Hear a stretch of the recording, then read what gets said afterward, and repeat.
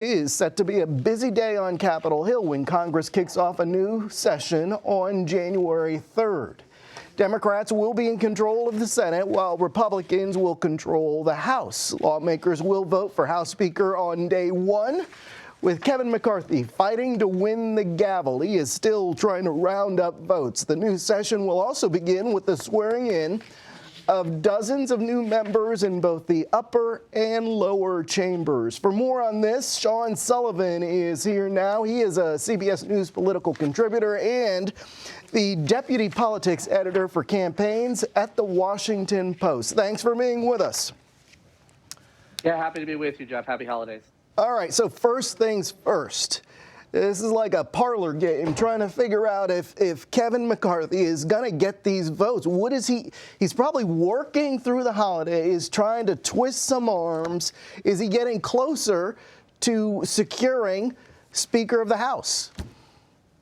Yeah, this is looking like a real nail biter right now going into next week, Jeff. You know, one of the challenges that McCarthy is confronting as potentially the next leader of his caucus in the House is just the size of the Republican majority is not what a lot of Republicans once hoped. It's a very slim majority. This is not the gigantic advantage that a lot of Republicans had hoped that they would build in the midterms, and so therefore he can't afford to lose very many Republicans. The margin of error is very, very slim, and right now he hasn't locked up the votes, at least not based on public commitment. To have a group of 5 House Republicans who have banded together as one, who have not agreed to vote for him for Speaker. So the question is, what can they negotiate? What can they reach an agreement on potentially that would unlock some of these votes or all of these votes, enabling him to get the votes that he needs to get to be the next Speaker of the House? Right now, we just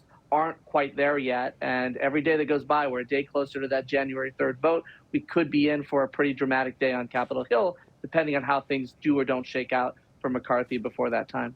Well, so who is the alternative, or is it just all about McCarthy?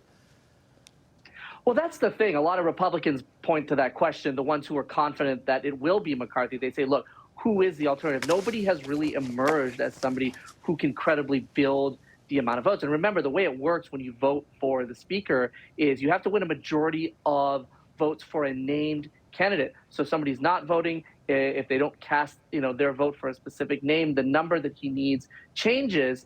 And so he might not need as high a number as it might seem at the outset. I think a lot of this is about trying to put pressure on him. When you look at these House Republicans, there are a lot of conservative Republicans and a lot of hard right Republicans who want to push McCarthy to the right, who want to push him to the right to accept some of their ideological views, some of their policy views. And so a lot of this is really about negotiations. It is about building leverage. And right now it is a question for McCarthy alone. There hasn't really been anybody who's emerged as somebody who's taken seriously as somebody running against him. The question is he going to have the votes or isn't he? And if he doesn't, where does this thing go from here? Yeah, I'm really fascinated with the position he is in because, they're pushing and tugging him in different directions. He's trying to secure the speakership, but isn't all of this making him weak going into the new term? I think that's a fear that some moderate Republicans and some allies of McCarthy have, is they say, look, we are in a position right now where we are going to take control of the House in a matter of days. This is not the big majority that they had hoped, but they're going to take power. They're going to have subpoena power. They're going to be able to do a whole bunch of things that they were not able to do when they were in the minority, when Democrats controlled the House. And they want to point to this moment as a moment of triumph, as a moment of celebration, and then one where they can get to work and start proving to the American people that they deserve to have this power, that they deserve to be in the majority. And having this infighting, I think, is frustrating to some Republicans because they want to really kind of come out of the gate strong early next year with a lot of the things they talked about in the midterms, a lot of the policy, ideas that they put out there. A lot of it has to do with investigations of the Biden administration.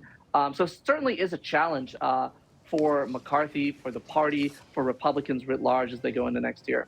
Yeah, we spent all this time talking about the Republicans because right now, at least, it looks like the Democrats have their leadership positions sorted out with Hakeem Jeffries, congressman from New York, who has or will officially become the House Minority Leader. Sean Sullivan, thank you for your time and happy holidays, happy New Year to you.